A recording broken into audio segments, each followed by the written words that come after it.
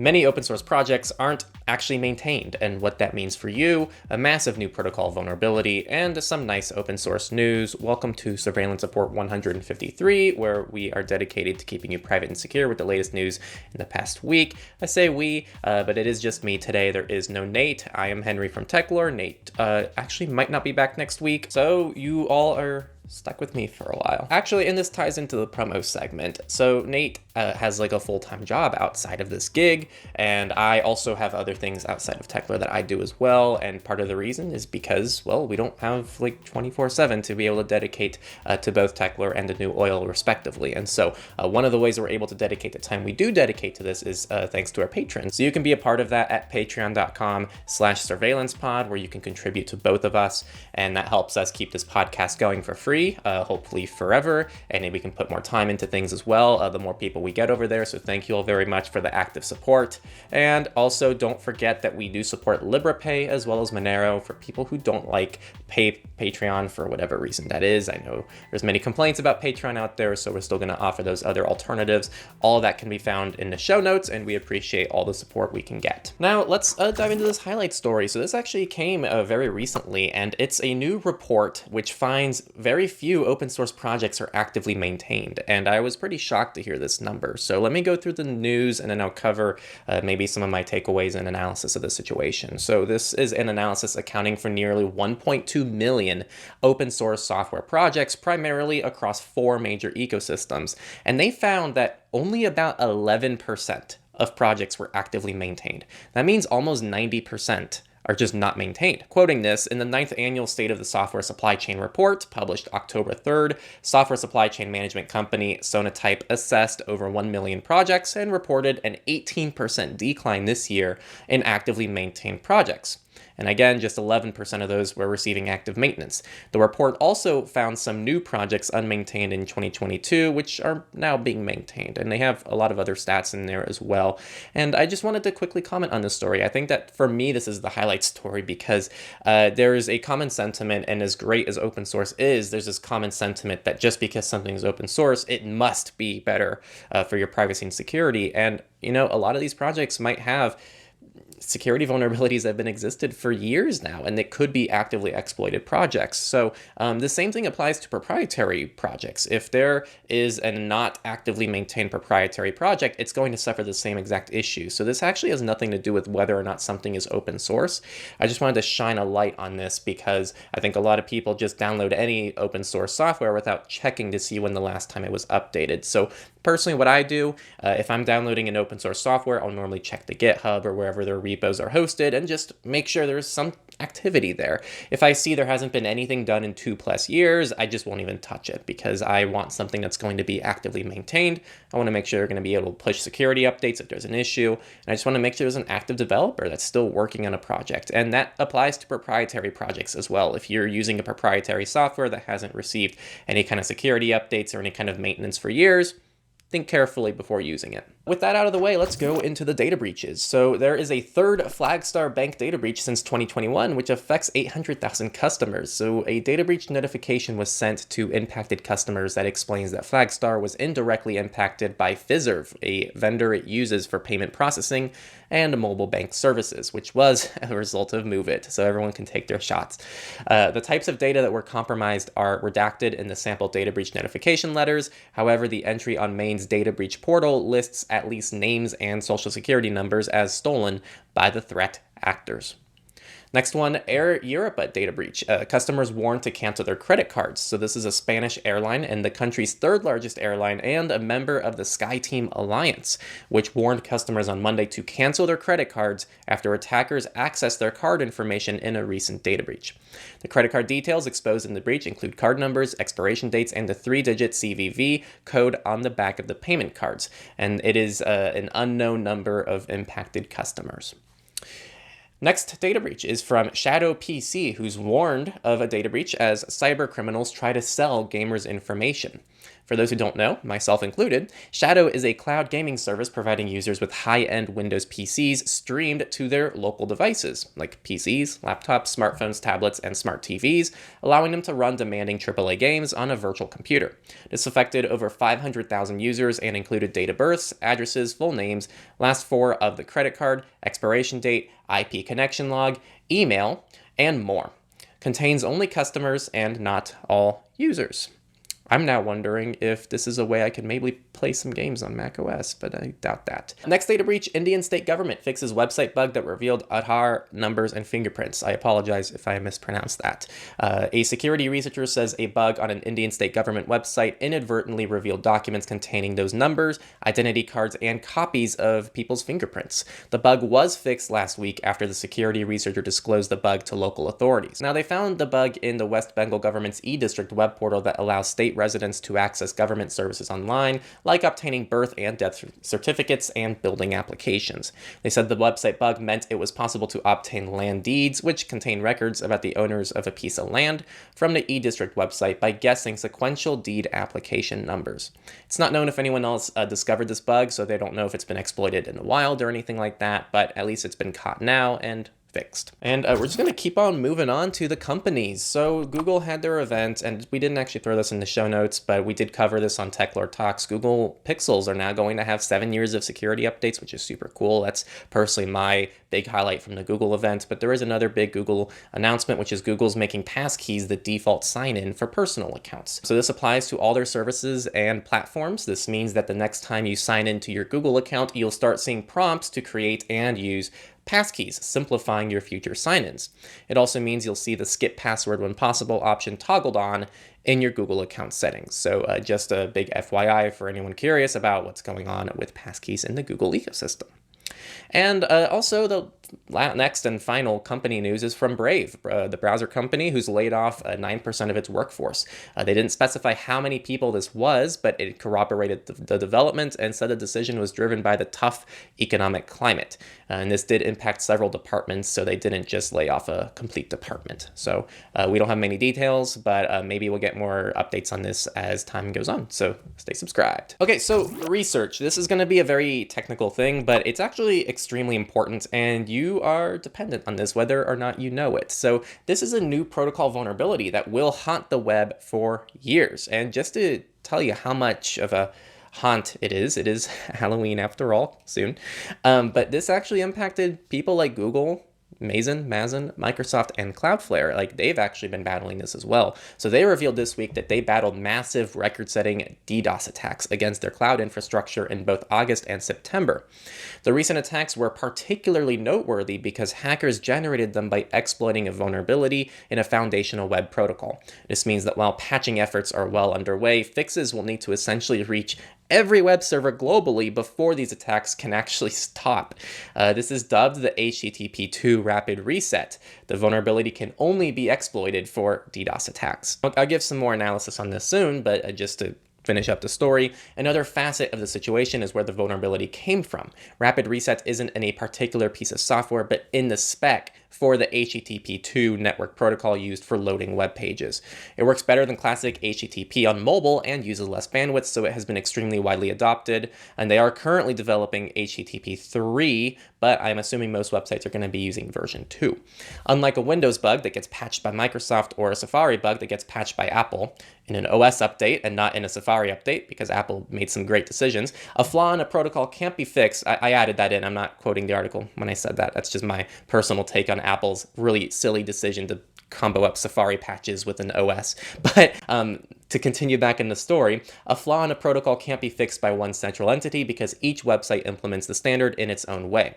When major cloud services and DDoS defense providers create fixes for their services, it goes a long way towards protecting everyone who uses the infrastructure. But organizations and individuals running their own web servers need to work out their own protections. This is not a great situation because there isn't just a simple, oh, we're just going to patch this protocol or patch this software or patch this one thing, and then everyone is now protected from that. This is one of those situations where we actually need to rely on a huge community effort to be able to patch this issue. So if you're someone who's listening to this and you're more technical and you might be developing things, make sure you educate yourself on this, because you might have something, if you have any servers or anything like that, that might be dependent on this, and there might be some things you can do to actually fix this issue and keep other people safe. And it's part of the reason why we have, obviously, this podcast, so we can educate all of you and spread the word. If you know anyone who might be impacted by this or they can do anything about it, definitely share this around. It's a very important thing, and while it might not impact you directly, it's definitely indirectly going to impact you. And now the politics. So we're going to go over, actually, they're both from California, so woohoo, California people.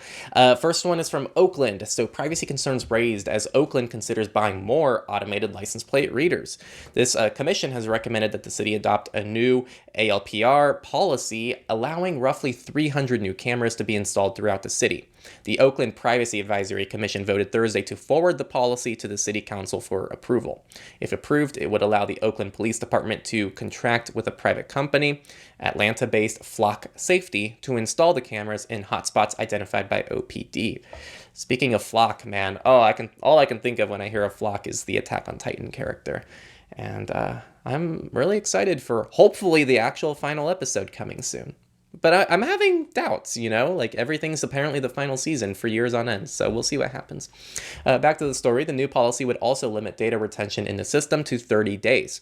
According to the proposal, the Flock safety system would cost a little more than $1 million for the first year of the 3-year contract and $900,000 in each of the following 2 years. It would replace an existing ALPR system that was installed on 30 or so marked police vehicles, but is no longer operational, according to an OPD report from June. So we like to draw attention to these stories to kind of just keep you all updated on what's going on with the type of surveillance tools that are being implemented by police departments. And just to highlight where both, I believe, Nate and I stand on this, is we're not necessarily against all forms of these tools being used. We just want clear oversight, clear protocols, and precautions in place to protect individuals and to make sure these types of tools aren't being abused. That's the big problem. And when we see these stories, we don't normally see, why should we trust this? Why should this be safe? What are the kind of things that we can be told to reassure us that this is actually being done in a safe way that's protecting people and not putting people in further jeopardy? So that's the kind of stuff that we're asking. And so if you're in Oakland, do what you can and keep yourself educated on this issue. And the last political story is very quick, also again from California, and Governor Newsom signs a bill that would make it easier to delete online personal data. So the Delete Act is what it's called, and it's been signed, meaning that by 2026, Californians will be able to request all data brokers in the state delete their data with a single request. That's big news. Now, I'm very curious behind the logistics of this, because for those who don't know, the web of the data broker industry is insane. And there isn't just a single person you just contact and go, hey, just delete all my data for me. So I'm going to be very curious to hear how this is done, how successful even is, or how feasible it is. But it's not until 2026, so maybe these companies will have to find a way to figure this out in the next few years. So I'm excited for this as a Californian, and hopefully it means that I can just, I don't know. Maybe in a few years, there'll be a Techlore video about this. All right, and free and open source news. Ubuntu 23.10 is a Minotaur? I'm not sure, but that moves faster and takes up less space. The OS, not the Minotaur. So 2 of the biggest changes in this new version are in the installer. So now Ubuntu defaults to a default installation, which is quite different from what the default was even just one release prior.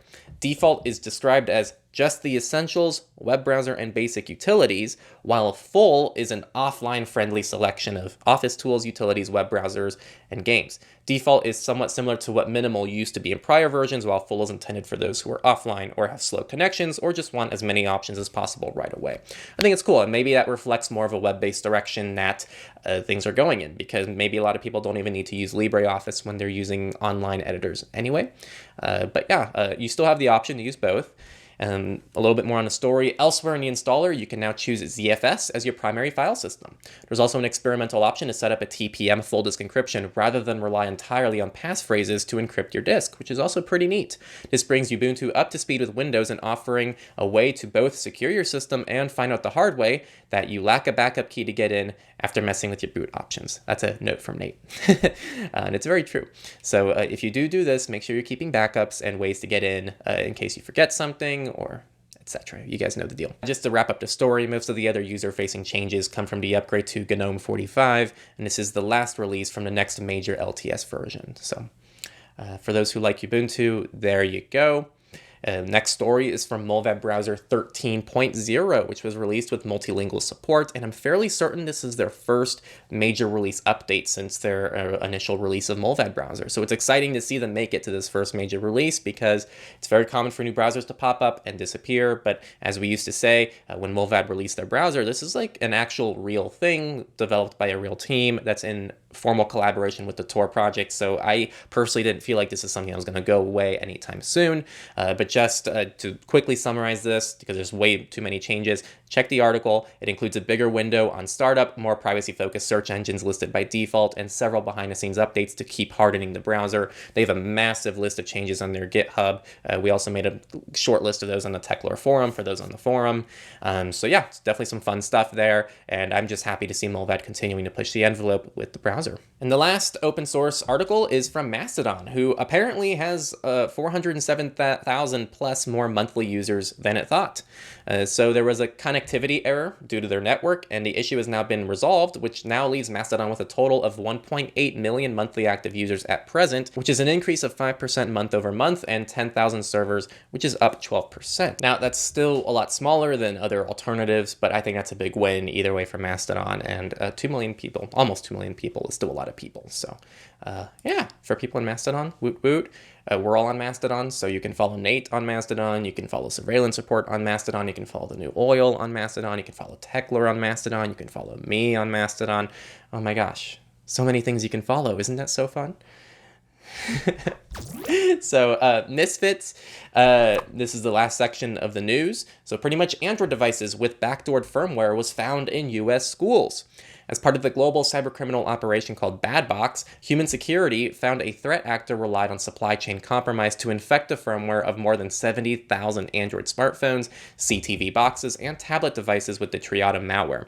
The infected devices come from at least one Chinese manufacturer, but before they are delivered to resellers, physical retail stores, and e-commerce warehouses, a backdoor was injected into the firmware. Products known to contain the backdoor have been found on public school networks throughout the US. So a small detail, it sounds like these were school-issued devices, at least that's what the article seems to hint at. But as far as I know, and based on the direct quote here, it's just the backdoor has been found on public school networks. So they probably did traffic analysis on a school network and found that students had these devices. It's unclear if they got them from the schools, but it's very possible some kid just ordered one of these from Amazon and they had it connected to the school network. Now, this was discovered in 2016. Triada is a modular Trojan residing in a device's RAM, relying on the Zygote process to hook all applications relying on a process to hook all applications on Android, actively using root privileges to substitute system files. Over time, the malware went through various iterations and was found pre-installed on low-cost Android devices on at least 2 occasions. So for those curious how to avoid a situation like this, get devices from trusted sources and avoid these cheap kind of sus devices. This is part of the reason why. So you're going to see a lot of, I complain about not having small phones, for example. There actually are some like very miniature small Android devices that they make that are just random companies that make these for a low cost. I try to avoid those because I can't really easily verify what's installed on it. And so really be careful when you're going for these budget devices. If you get a device from a formal seller, they have a ton of systems in place to help prevent these supply chain attacks. They actually had a very interesting talk about this in Usenix Enigma 2019. A Google employee talked about their supply chain security and how they have to really, obviously double down on how they keep their devices secure to make sure the device you order from the website is kept secure and isn't running any kind of third-party code that's not authorized by them. And I'm sure Apple has to deal with a very similar issue, but these companies are better equipped to deal with that.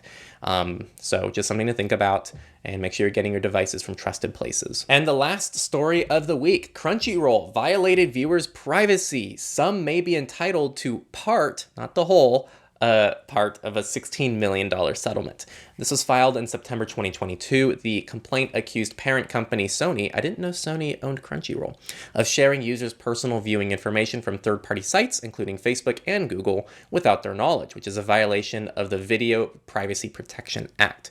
Crunchyroll has denied any wrongdoing in the case.